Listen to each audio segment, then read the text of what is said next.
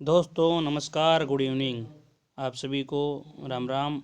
आप सभी का मेरे यूट्यूब चैनल जीके विद देव गुजर सर में हार्दिक स्वागत, अभिनंदन है।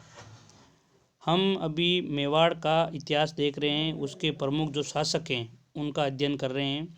कक्षा 10 की जो राजस्थान बोर्ड की किताब है उनमें प्रमुख शासकों की बारे में दिया गया, उनका हम अध्ययन कर रहे हैं। इससे पहले हमने महाराणा प्रताप तक का पूरा देख लिया था। आज की क्लास में राणा अमर सिंह के बारे में पढ़ेंगे। राणा अमर सिंह के शासनकाल में क्या हुआ था, इनका शासनकाल कब से कब तक रहा है। राणा अमर सिंह का शासनकाल 1597 से 1597 से 1620 तक 1597 से 1620 तक इन्होंने मेवाड़ पर शासन किया। अमर सिंह 1597 ईस्वी में मेवाड़ का शासक बना। शासक बनने के उपरांत उसे मुगल आक्रमणों का सामना करना पड़ा, क्योंकि अकबर चाहता था कि मैं मेवाड़ को अपने अधीन लाऊं, महाराणा प्रताप को अपने अधीन करूं, लेकिन वो अपने जीवन काल में मेवाड़ को अधीन ना कर सका। तो उसके उत्तराधिकारी जहांगीर ने भी यही चाहा कि मैं, क्योंकि जब तक अधिकांश राजस्थान की जो रियासतें थी वो मुगल सल्तनत के अधीन आ चुकी थी। एकमात्र यहाँ पर उनके अलावा कुछ एक रियासतें थी जो दिल्ली के अंडर में नहीं थी, उसमें से एक मेवाड़ था। जब जहांगीर राजा बना था उसकी भी यही मंशा थी कि वो कैसे भी करके मेवाड़ को अपने अधीन कर लें। तो इसी क्रम में शासक बनने के उपरांत उसे जो महाराणा अमर सिंह है उनको विभिन्न आक्रमणों का सामना करना पड़ा। 1613 ईस्वी में जहांगीर स्वयं अजमेर पहुंचा था। कब पहुंचा? 1613 ईस्वी में। और शाहजादा खुर्रम को मेवाड़ अभियान का नेतृत्व सौंपा। शाहजहां को मेवाड़ अभियान के लिए भेजा गया। उसने मेवाड़ में लूटमार और आगजनी द्वारा संकट की स्थिति उत्पन्न कर दी। मेवाड़ के जो सामंत थे वो युद्धों से उब गए थे, क्योंकि लंबे टाइम महाराणा प्रताप के टाइम से फिर अमर सिंह के टाइम से लगातार युद्ध होते रहे। तो जो सामंत थे वो लगातार युद्धों से उब गए और उनकी स्थिति, आर्थिक स्थिति लगातार संकट में होती जा रही थी। तो मेवाड़ के शासक जो सामंत थे वो युद्धों से उब गए थे एवं उनकी जागीरें भी अब वीरान हो गई। उनकी आर्थिक स्थिति लगातार कमज़ोर होती गई। अतः उन्होंने कुंवर करण सिंह को, जो अमर सिंह के पुत्र थे, कुंवर करण सिंह को अपने पक्ष में कर राणा पर मुगलों से संधि का दबाव बनाया।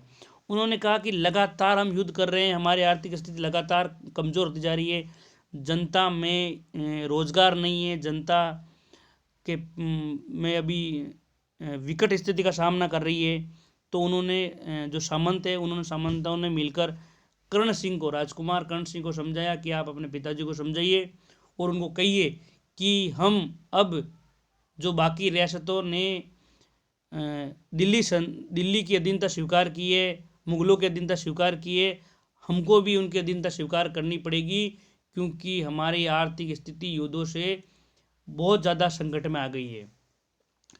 सरदारों के दबाव के कारण अमर सिंह को झुकना पड़ा और मुगलों से संधि की स्वीकृति देनी पड़ी। जनवरी 1615 को, वेरी मोस्ट इम्पोर्टेंट डेट है, जनवरी 1615 को मेवाड़ मुगल संधि हुई। चित्तौड़ पुणे मेवाड़ को लौटा दिया गया, मगर उसकी मरम्मत नहीं की जा सकी। यानी कि शर्त थी, चित्तौड़ का दुर्ग है वो तो वापस मेवाड़ को लौटा दिया गया, सिसोदियों को लौटा दिया गया, लेकिन शर्त यह रखी गई कि आप इसकी मरम्मत नहीं कर सकते हैं।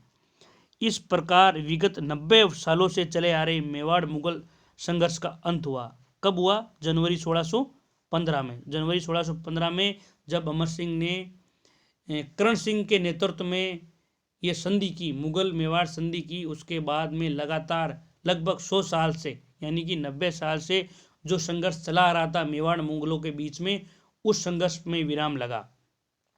राणा अमर सिंह अपने इस कार्य से स्वयं खुश नहीं था, क्योंकि वो एक महान प्रतापी शासक महाराणा प्रताप का बेटा था, पुत्र था। वो नहीं चाहता था कि मैं किसी भी प्रकार से अपने पिता के खिलाफ, क्योंकि उसका जो महाराणा प्रताप थे वो किसी भी प्रकार से अकबर की अधीनता स्वीकार नहीं की, उन्होंने हर प्रकार का दुख दुविधा संघर्ष को चुना, लेकिन राजमहलों को नहीं चुना था। इसी प्रकार अमर सिंह भी यही चाहते थे कि मैं संघर्ष को चुन लूँ, राजमहलों को ना चुनूँ, लेकिन सामंतों और अपने राजकुमार कर्ण सिंह के आगे विवश होकर उन्होंने जनवरी 1615 में अंततः संधि करनी पड़ी।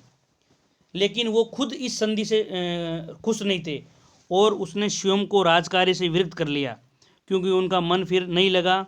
जहांगीर के जीवन की ये बहुत बड़ी सफलता थी। जिस काम को अकबर नहीं कर सका, उस काम को करने में जहांगीर सफल हुआ। उसके बाद में प्रतापी शासक हैं महाराणा राज सिंह 1652 से 1680। राज सिंह ने शासक बनते ही चित्तौड़ की मरम्मत के कार्य को पूरा करने का निश्चय किया, क्योंकि मेवाड़ मुगल संधि जनवरी 1615 में ये शर्त थी कि इस संधि के तहत आपको चित्तौड़ दुर्ग दिया जाता है, लेकिन आप इसकी मरम्मत नहीं कर सकते। लेकिन महाराणा राज सिंह महाराणा प्रताप के वंशज थे, उन्होंने निश्चय किया कि मैं अपने किले की, अपने गढ़ की मरम्मत कराऊंगा। लेकिन मुगल सम्राट ने इसे 1615 जनवरी जो 1615 में अमर सिंह के पुत्र कर्ण सिंह और जहांगीर के मध्य जो संधि हुई उसका उल्लंघन माना। इसे 1615 ईस्वी की मेवाड़ मुगल संधि की शर्तों के प्रतिकूल मानते हुए चित्तौड़ दुर्ग को ढाने के लिए 30,000 की सेना के साथ सादुल्ला खां को भेजा।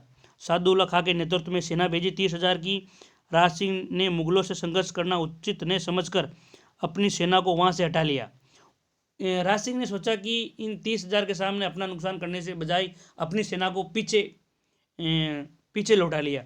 यानी कि राज सिंह ने 2 कदम पीछे लिए 3 कदम आगे लेने के लिए। राज सिंह की ये सोची समझी चाल थी। मुगल सेना कंगूरे और बुर्ज गिराकर लौट गई। 1658 में मुगल शाहजहादों के बीच में उत्तराधिकार का युद्ध छिड़ा 1658 में, मगर महाराणा ने किसी का समर्थन नहीं करना चाहता था, अतः महाराणा टालमटोल करता रहा। जब औरंगजेब दिल्ली का शासक बना तो प्रारंभ में तो उसके संबंध राज सिंह से अच्छे रहे। औरंगजेब ने उसे 6,000 का जात और सवार का मनसब भी प्रदान किया, किंतु किशनगढ़ की राजकुमारी चारुमती, जिसका विवाह औरंगजेब से होने वाला था, चारुमती का विवाह औरंगजेब से तय था, लेकिन इस चारुमती का विवाह राज सिंह ने स्वयं कर लिया। राज सिंह ने 1669 में औरंगजेब को प्रसन्न कर दिया चारुमती से विवाह करके। इसके बाद 1679 में औरंगजेब द्वारा जजिया कर लगाने का राज सिंह ने विरोध किया। मुगल मारवाड़ संघर्ष छिड़ने पर महाराणा राज सिंह ने राठौड़ों का साथ दिया और 1680 में राज सिंह की मृत्यु हो गई। अकाल प्रबंधन के उद्देश्य से राज सिंह ने गोमती नदी के पानी को रोककर राजसमंद झील का निर्माण करवाया था। मोस्ट इंपॉर्टेंट है कि राजसमंद झील का निर्माण किसने कराया? राज सिंह ने। किस लिए करवाया? अकाल प्रबंधन के लिए। किस पे करवाया? गोमती नदी के पानी को रोककर। तथा इस झील के उत्तरी किनारे पर नौ चौकी नामक स्थान पर राज सिंह प्रशस्ति का निर्माण करवाया। संस्कृत भाषा में लिखित राज प्रशस्ति शिलालेख की रचना रणछोड़ भट्ट द्वारा की गई। ये प्रशस्ति 25 काले संगमरमर की शिलाओं पर खुदी हुई है। इसे संसार का सबसे बड़ा शिलालेख माना जाता है। ये भी आप ध्यान रखना कि संसार का सबसे बड़ा शिलालेख है राज प्रशस्ति, जो 25 काले संगमरमर की शिलाओं पर खुदी हुई है और संस्कृत भाषा में खुदी हुई है। रणछोड़ भट्ट इसके लेखक है और ये खुदवाई है राज सिंह ने, जो मेवाड़ के शासक थे। इस प्रकार अपन अभी अपनी 3-4 क्लासों में पिछली में हमने सिसोदिया राजवंश को पढ़ा है। जो सिसोदिया राजवंश के प्रमुख शासक है उनका भी अपन अध्ययन किया है। सबसे पहले बप्पा रावल के बाद में जयद्रथ सिंह, रतन सिंह, राणा हमीर, महाराणा लाखा, महाराणा मोकल, महाराणा कुंभा के बाद में राणा शांगा के बाद में राणा उदय सिंह के बाद में महाराणा प्रताप, अमर सिंह के बाद में राज सिंह। ये प्रमुख शासक हैं जिनका मेवाड़ के शासन में बहुत बड़ा योगदान है। कल की क्लास में मारवाड़ का राठौड़ वंश और इसके प्रतापी शासक देखेंगे।